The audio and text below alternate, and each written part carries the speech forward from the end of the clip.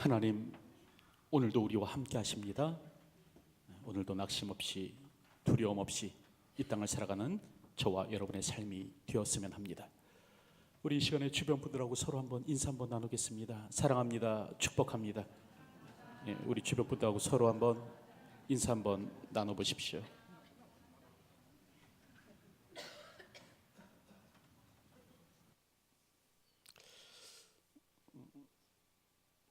이제 베드로후서를 마무리 지을 시간이 되었는데요. 여러분, 베드로후서는 어떤 편지입니까? 바로 시몬 베드로의 편지이죠. 여기서 시몬은 그의 본명입니다. 그리고 베드로는 그의 별명이죠. 이 베드로의 형제 안드레가 이 시몬이라는 사람을 예수님께 데려갔을 때 예수께서는 이 시몬을 향해 이렇게 얘기합니다. 내가 요한의 아들 시몬이니 장차 게바라 하리라. 게바는 번역하면 베드로라. 이렇게 성경은 기록합니다. 그러니까 이 시몬이라는 사람에게 예수님께서 붙여주신 별명이 무엇인가? 베드로였다라는 거죠. 그 뜻은 반석입니다. 그런데 그는 그의 이름처럼 이후로 이 교회를 든든히 세워가는 사람이 되는 겁니다. 특별히 이를 위해서 두 개의 편지를 기록했는데요. 그게 바로 베드로 전서와 후서인 것이죠. 그런데 이 편지들은 각각 그 나름대로의 특별한 목적에 따라서 쓰여졌습니다. 베드로 전서는 이 외부의 박해 때문에 쓰여진 것이 베드로 전서이고요. 또 베드로후서는 내부의 적 때문에 쓰여진 겁니다. 교회 안에 침투한 거짓 선생들로부터 교회를 지키기 위해서 쓰여진 편지가 베드로후서인 거죠. 오늘 우리는 그동안 이 거짓 선생들의 정체가 무엇인지를 살펴보았습니다. 베드로는 말하기를 저들은 저주의 자식이고 물없는 셈이고 광풍에 밀려가는 안개와 같은 존재다라고 이야기를 합니다. 그러면서 그들이 어떤 자들인가를 밝히는데요. 첫째로 그들은 탐심이 가득한 사람들이었죠. 그래서 발람처럼 불의의 싹을 쫓아 살았습니다. 더불어 둘째로 그들은 이 쾌락주의자였습니다. 그러다 보니까 사람들로 하여금 정욕대로 살도록 부추겼다라는 겁니다. 셋째는 기독교의 교리를 오해한 자였습니다. 예수님께서 우리에게 주신 이 자유를 방종으로 착각한 사람들이었죠. 베드로 사도는 바로 이런 사람들의 정체를 밝히고 있는데요. 자, 그렇다고 한다면 왜 이들이 이와 같은 삶을 살았는가? 그 까닭에 대해서 말하기를 저들은 주님의 재림을 믿지 않았기 때문에 그렇다라고 말을 합니다. 그래서 베드로후서 3장 4절 말씀을 보면 여러분 그렇게 기록하고 있죠. 이르되 주께서 강림하신다는 약속이 어디 있느냐? 조상들이 잔으로부터 만물이 처음 창조될 때와 같이 그냥 있다 하니. 여러분 이거는 당시 거짓 선생들의 주장이었습니다. 아니 예수님께서 재림하신다 그러는데 언제 재림했느냐? 세상을 봐라. 세상은 처음 창조될 때와 똑같이 여전히 동일하다. 세상이 이렇게 똑같은데 달라진 것이 없는데 무슨 주의 재림이 있다는 말이냐? 그 사람들이 그렇게 얘기했던 것이죠. 이런 가르침에 대해서 오늘 성경을 보면 베드로 사도는 변론합니다. 그게 아니라는 거예요. 세상이 여전한 것은 심판이 없어서가 아니고 천년을 하루같이 하루를 천년같이 기다리시는 하나님의 인애 때문에 그런 것이라는 거예요. 세상이 과거와 같이 여전한 것은 오늘 너희를 대하여 오래 참으사 아무도 멸망하지 아니하고 다 회개에 이르기를 원하시는 그 하나님의 마음 때문에 그렇다는 겁니다. 그럼에도 불구하고 많은 사람들이 착각을 하죠. 이 하나님의 인애를 그 하나님의 부재로 그렇게 착각합니다. 하나님의 길이 참으심을 심판의 부재, 심판이란 없어. 뭐 이런 것으로 오해한다는 것이죠. 여러분 19세기에 유명한 그 인사 가운데 하나가 로버트 잉거솔이라는 사람이 있었습니다. 이 사람이 본래 이 변호사였는데 특별히 기독교 신앙을 공격하는 무신론자로 굉장히 유명히 활동했습니다. 그래서 필립 브룩스라는 목사님과 항상 이렇게 맞서는 일들이 있었는데요. 한 번은 이 잉거솔이 그런 일을 했습니다. 많은 군중들을 모아놓고 내가 하나님은 없다라는 증명을 해내겠다, 그런 얘기를 한 겁니다. 그래서 수많은 사람들을 모아놓고요, 그때 하늘을 향해서 별별 욕지거리를 다 내뱉었습니다. 하나님을 저주하고 듣기 민망한 말로 하나님을 향해서 말했던 거예요. 그러면서 말하기를, 만일 하나님이 있다면 이 욕을 먹고도 가만히 있을 리가 없다. 자, 그러니 내가 어떻게 되는가 지켜봐라, 이런 얘기를 하는 거예요. 하나님이 살아계시면 내가 이렇게 하나님을 욕하는데 가만히 두실 일이 없지 않느냐. 자, 내가 어떻게 되는지 지켜봐라 한번, 그런 겁니다. 그러면서 막 하늘을 향해서 입에 담지 못할 저주를 퍼붓는 겁니다. 그러고도 10분, 20분 시간이 흐르는데도 이 사람에게 아무 일이 안 일어나는 거예요. 그랬을 때 이 로버트 잉거솔이 그런 얘기를 하죠. 봐라, 내게 아무 일도 일어나지 않지 않느냐. 하나님이 있다면 어떻게 이 같은 수치를 참을 수 있단 말이냐. 그러므로 하나님은 없다, 그런 얘기를 합니다. 그랬을 때 이 이야기를 듣는 이 필립 브룩스 목사님이 그런 얘기를 하죠. 그건 지금 당신이 하나님이 없다라는 사실을 증명해낸 것이 아니라 지금 이건 하나님이 얼마나 자비로우신 분이신가를 증명해낸 사건이다, 그런 얘기를 해요. 여러분, 사람들은요 간혹 오해합니다. 이 하나님의 뜨거운 사랑을 하나님의 부재로 생각하는 거예요. 하나님의 길이 참으심을 심판의 부재처럼 여기는 겁니다. 근데 오늘 성경 우리에게 무엇을 말씀하시는가? 그게 아니라는 거예요. 하나님이 안 계셔서 오늘 우리에게 심판이 없는 것이 아니라, 심판의 날이 임하지 않기 때문에 오늘 세상이 여전한 것이 아니라, 죄인 하나도 멸망하지 아니하고 다 회개에 이르기를 원하시는 그 하나님의 뜨거운 사랑과 인애 때문에 지금 이와 같은 일이 있다는 것이죠. 그러면서 오늘 성경을 보면요, 사도 베드로는 무엇을 얘기하는가? 분명히 얘기합니다. 하나님의 날은 임한다라는 것이에요. 그래서 오늘 보면 10절 말씀을 보면 여러분 뭐라고 얘기합니까? 그러나 라고 그렇게 이야기하지 않습니까? 또 어떤 이는 심판이 없다 하고, 또 어떤 이는 심판이 더디다고 말하지만 그러나라는 거예요. 그러나 주의 날이 도둑같이 오리니 그날에는 하늘이 큰 소리로 떠나가고 물질이 뜨거운 불에 풀어지고 땅과 그 중에 있는 모든 일이 드러나리로다 라고 말하는 겁니다. 여러분, 여기서 베드로 사도는요 주의 날이 도둑같이 온다라고 말씀하고 있어요. 이는 예수님께서 살아생전에 그의 제자들에게 하셨던 말씀이죠. 마태복음 24장 42절의 말씀을 보면, 그러므로 깨어 있으라. 어느 날에 너희 주가 임할는지 너희가 알지 못함이라. 너희도 아는 바니 만일 집주인이 도둑이 어느 시각에 올 줄 알았더라면 깨어 있어 그 집을 뚫지 못하게 하였으리라. 이러므로 너희도 준비하고 있으라. 생각하지 않는 때에 인자가 오리라. 예수님께서 이렇게 말씀하셨던 거예요. 도둑같이 오겠다. 여러분, 그리고 이는요 사실은 베드로의 동료였던 바울의 가르침 역시도 똑같았습니다. 데살로니가전서 5장 1절과 2절 말씀을 보면요 이렇게 기록합니다. 형제들아, 때와 시기에 관하여는 너희에게 쓸 것이 없음은 주의 날이 밤에 도둑같이 이룰 줄을 너희 자신이 자세히 알기 때문이라. 이렇게 얘기합니다. 바울 역시도 똑같은 얘기를 하는 거예요. 주님의 강림은 반드시 있을 것이고 그날은 마치 도둑이 임하는 것 같이 이룰 것이다 라고 이야기를 하는 것입니다.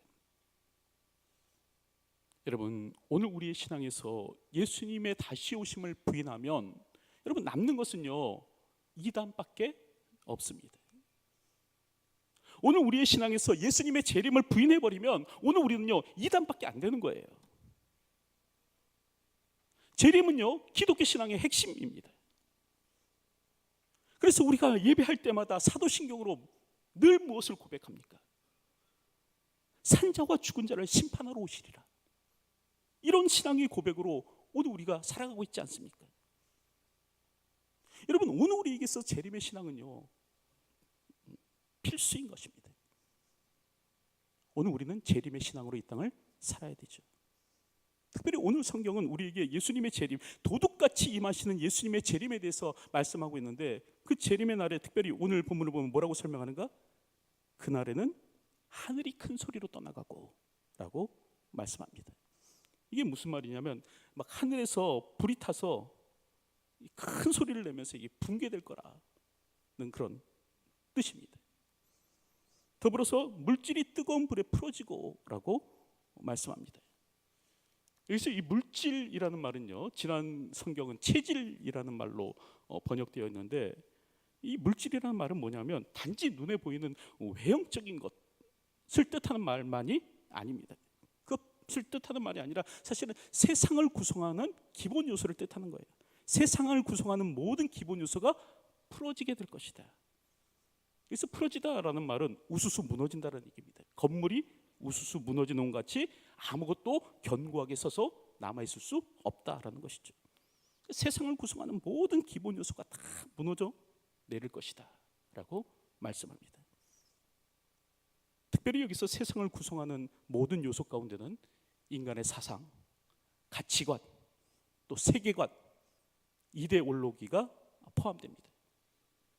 다시 말하면 오늘 우리가 믿고 확신하는 것, 정말 그럴 것이라고 여기는 것, 인간이 의지하고 자랑하는 것, 이 모든 것이 다 무너져 내릴 것이라는 거예요. 오늘 우리가 기술만 축적하면 결국 이 기술에 의해서 우리가 유토피아를 건설할 수 있을 것이라는 인간의 이런 착각들, 오늘 우리가 거대한 자본을 축적하면, 다시 말하면 돈을 산더미만 같이 쌓아놓으면 오늘 우리가 행복할 것이라는 이런 생각들, 인간의 지능이 결국 발달하면 결국 인간은 호모사피엔스에서 벗어나서 호모데우스가 될 것이다, 신과 같은 존재가 될 것이다 라는 이런 생각들, 이거 다 결국 무너져 내리고 말 것이다, 그런 말씀을 하는 것이에요. 그리고 도둑같이 임하는 그 재림의 날에는 어떤 일이 일어나는가? 그 중에 있는 모든 일이 드러나리로다 라고 말씀합니다. 그동안 오늘 우리가 감춰놓았던 것, 숨겨놓았던 것, 비밀로 해두었던 것, 남모르게 덮어두었던 것, 이 모든 것이 다 밝히 드러날 것이다 라고 말씀하는 겁니다.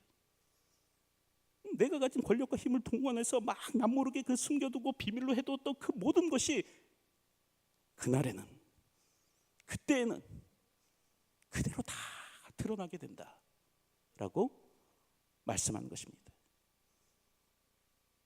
여러분, 며칠 전 한 인터뷰 기사를 보았는데요, 그 성추행을 폭로했던 그 여검사에 관한 인터뷰 기사가 실렸습니다. 이 여검사는 이 사실을 폭로하고 이제 지금 막 불안장애까지 얻었다고 해요. 이 검사인 자신이 볼 때도 지금 이게 이 사건을 바로잡으려고 하는 건지 세상을 바로잡으려는 건지 의심이 든다는 겁니다. 형식적 조사만 이루어지고 있는 것 같아요. 그래서 그 기자가 묻는데요, 그럼 그때로 다시 돌아가면 그때의 피해를 다시 또 밝히겠습니까? 이런 질문을 합니다. 그랬을 때 이 여검사가요 그런 얘기를 해요. 다시 밝히겠다. 하지만 지금 너무 힘들다. 그런 얘기를 하더랍니다. 특별히 이 여검사는 그 대한항공의 그 갑질 피해자죠. 그 모 사무장과 함께 만나서 서로 펑펑 울었대요. 이 사무장이 얘기하면 여검사가 그 얘기를 들으면서 펑펑 울고, 또 여검사가 그 얘기를 자기 얘기를 하면 이 사무장이 그 얘기를 들으면서 펑펑 울고, 서로 너무나 힘든 시간을 보내고 있으니까 서로의 이야기를 하면서 펑펑 울었답니다. 근데 그때 그 사무장이 그런 말을 하더래요. 걱정하던 대부분의 일은 일어나지 않습니다. 그러니까 되도록 걱정하지 않았으면 좋겠습니다. 그런 위로의 말을 전하더래요. 그래서 자신은 이 가급적 이제 걱정하지 않고 두려워하지 않고 절망하지 않으려고 노력한다는 겁니다. 그랬을 때 이제 기자가 또 이야기하죠. 그러면 도대체 어떤 걱정, 어떤 두려움이 있으십니까? 이런 질문을 하는데요. 그때 여검사가 무슨 얘기를 하냐면 내가 가진 가장 큰 두려움은 진실이 끝내 밝혀지지 않는 것. 이게 가장 큰 두려움이고 내게 있어서 가장 큰 절망은 어떤 것도 변하지 않는 것. 어떤 것도 변하지 않을 것 같은 것. 이게 가장 큰 절망이다. 그런 얘기를 하는 것을 보았습니다. 거대한 힘 앞에서 진실이 숨겨지고 이 세상을 갖다가 도무지 바꾸려고 해도 바뀌어지지 않는 것. 이게 가장 큰 두려움이고 자신에게 있어서 절망이다라는 것이죠. 여러분, 그러나 하나님 나라에서는 이런 일이 없습니다. 하나님 나라에서는요, 여러분, 진실이 묻히는 일은 없어요. 인간이 아무리 자신의 권세로 진실을 숨기려고 할지라도 하나님 나라에서는 그 모든 일이 다 드러납니다. 그래서 오늘 성경을 보면 뭐라고 얘기해요? 물질이 뜨거운 불에 풀어지고 세상에 의지하는 모든 것들, 힘, 권세 다 무너져 내릴 것이라는 거예요. 그리고 땅과 그 중에 모든 일이 다 드러나리로다. 밝혀진다는 거예요. 그러므로 오늘 우리는 이 약속의 말씀을 믿고 소망 중에 인내하며 낙심치 말아야 된다는 것이죠. 자, 그렇다고 한다면 이렇게 모든 것이 풀어지고, 여기서 풀어지고라는 말은 붕괴되고라는 말입니다. 풀어지고 또 모든 것이 드러나는 그 날이 이를 것을 아는 자로서, 그렇다고 하면 오늘 우리는 어떻게 살아야 되는가? 그것에 대해서 오늘 성경은 말씀하고 있는데요. 첫째로 오늘 우리는 어떻게 살아야 되는가? 거룩한 행실과 경건함으로 살아야 된다라고 말씀합니다. 여러분, 그게 바로 이제 11절에 기록되어 있는데요. 11절 말씀을 보면 이 모든 것이 이렇게 풀어지리니, 인간들이 의지하고 자랑하는 모든 것이 다 무너져 내린다는 거예요. 풀어지리니 너희가 어떠한 사람이 되어야 마땅하냐? 거룩한 행실과 경건함으로 라고 베드로 사도는 말씀하는 겁니다. 여러분, 모든 것이 해체되는 날, 모든 것이 무너져 내리는 날, 인간이 의지하고 자랑하던 모든 것이 붕괴되는 날이 반드시 올 것입니다. 그런데 이 날에 결코 무너져 내리지 않는 것이 있다는 거예요. 결코 풀어지지 않는 것이 있다는 거예요. 그게 무엇인가? 성도의 거룩한 행실과 경건이라는 겁니다. 세상의 모든 인간이 의지하는 모든 것들이 무너져 내릴 그날에 이 심판의 불 앞에서도 결코 소멸되지 않을 것이 있는데, 그것이 무엇인가? 성도의 거룩한 행실과 경건이라는 거예요. 인간이 자랑하는 모든 것, 건물, 졸업장, 상패, 업적, 지위, 신분, 이 모든 것이 다 불에 타서 소멸되는 시간이 있을지라도, 그럴지라도 버티고 살아남을 수 있는 것이 있는데, 그것이 무엇인가? 오늘 우리의 거룩한 행실과 경건이라는 겁니다. 특별히 여기서 이 거룩이라는 말은 세상과의 구별을 의미하는 말이죠. 무엇이 거룩인가? 세상과 달리 사는 것이 거룩입니다. 무엇이 거룩인가? 세상과 닮지 않는 것이 거룩이에요. 오늘 우리는 교회에 와서 세상 냄새 풀풀 풍기는 사람이 되어서는 안 됩니다. 오늘 우리는 하나님의 사람들로서 세상 사람들이 사랑하는 것 똑같이 사랑하고, 세상 사람들이 소망하는 것 똑같이 소망하고, 세상 사람들이 행동하는 것 똑같이 행동해서는 안 된다는 거예요. 하나님의 백성으로서 세상의 가치를 자랑하는 자가 되어서는 안 된다는 거죠. 이래봐도 나 이대 나온 여자야. 아니에요. 거룩은 세상을 닮지 않는 겁니다. 그 몸에서 세상 냄새가 나지 않는 거예요. 한 번은 박찬호 선수에게 그런 일이 있었다고 하는데요. 같은 팀 소속이었던 한 스페인 선수가 박찬호 선수에게 씹던 껌을 그냥 되 뱉는 일이 있었다고 합니다. 박찬호 선수가 참을 수가 없죠. 그래서 둘이 맞붙어 싸웠어요. 여러분도 아시겠지만 여러분 외국 나가면 한국 사람들을요 종종 인종차별 당한다고 합니다. 얼마 전에도 영국에서 그런 일이 있었죠. 우리가 외국에 나가서 살면 잘 살 것 같이 생각하는데 사실은 그렇지 않대요. 엄청나게 막 돈이 많거나 그쪽 언어를 아주 잘 유창하게 구사하지 않으면 무시당하기 십상이랍니다. 박찬호 역시 마찬가지였대요. 결국 이제 이 두 사람이 감독에게 끌려가갖고 이렇게 이제 해명을 해야 되는데 이 박찬호 선수가요 영어가 안 되는 거예요. 저 사람이 나에게 먼저 껌을 뱉었다. 이게 잘 안 되는 거예요. 통역이 없으니까 안 되는 거예요. 결국 박찬호 선수가 한 일이 무엇인가? 스페인 선수를 가리키면서 배드보이, 배드보이 이거 6번 말했다고 합니다. 그리고 나서 박찬호 선수 혼자만 페널티를 먹고 출장 정지를 당했다는 거예요. 이런 일을 겪고 나니까 막 그 미국에 있고 싶지가 않은 겁니다. 고국으로 빨리 돌아오고 싶은 거예요. 그래서 어머니께 전화를 드렸어요. 그랬더니 어머니가 대뜸 밥은 잘 먹니? 동료 선수들은 잘해주고? 그러고 묻더래요. 그리고 막 그 전화옆에서 같이 있던 식구들이 찬호래? 찬호 전화했어? 찬호 잘 지낸대? 그리고 엄마한테 얘기하는 게 다 들리더래요. 이 이야기를 들으면서 박찬호 선수가 차마 돌아가겠다는 말을 못하겠더랍니다. 그리고 곰곰이 생각했습니다. 왜 외국 선수들이 나를 싫어할까? 그랬더니 그 이유 가운데 하나가 바로 이제 냄새 때문이라는 겁니다. 박찬호 선수는요 일이 잘 안 풀리면 숙소에 가서 어머니가 싸주신 그 한국 음식 먹는 걸로 막 스트레스를 풀었다고 해요. 냉장고를 열어갖고 엄마가 보내준 뭐 장아찌, 무말랭이, 막 신김치, 마늘, 된장, 라면 먹으면서 막 스트레스를 날리고 풀었던 거예요. 근데 이 냄새가 외국 사람들은 참 역했던 모양입니다.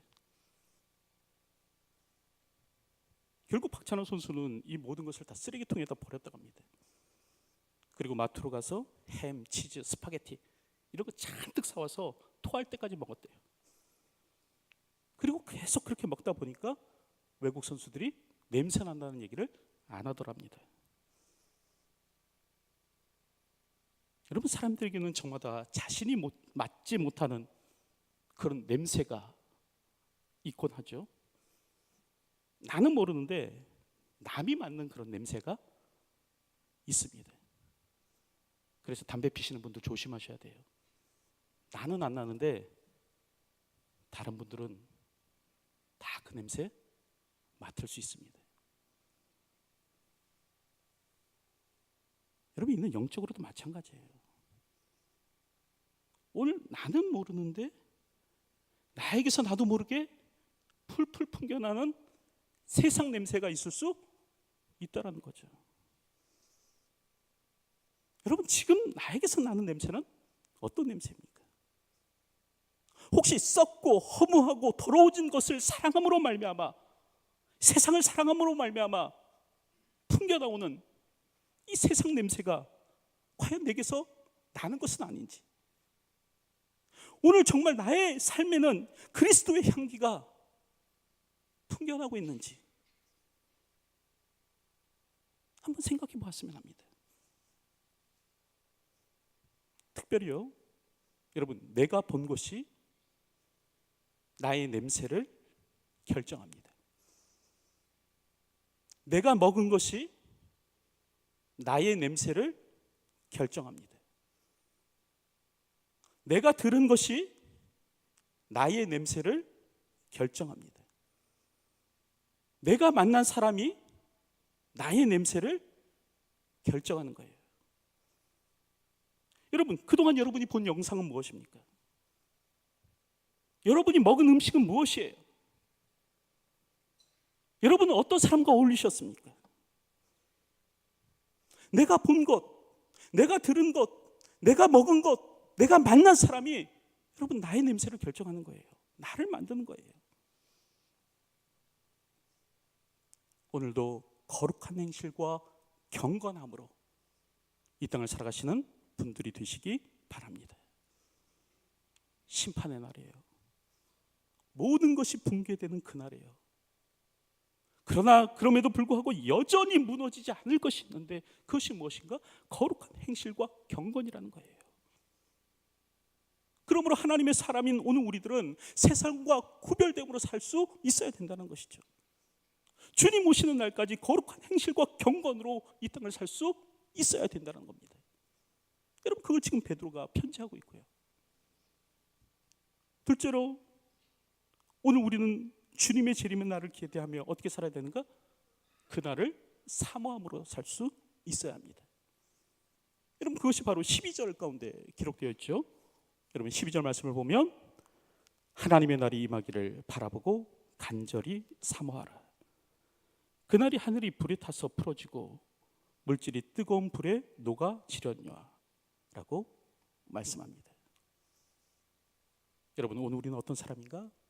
하나님 나라를 사모하는 사람입니다. 그날을 기다리는 자들이 오늘 우리들이에요.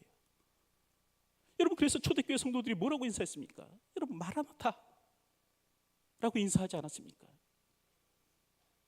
여러분, 마라나타는 그 아람어죠. 예수님의 모국어입니다.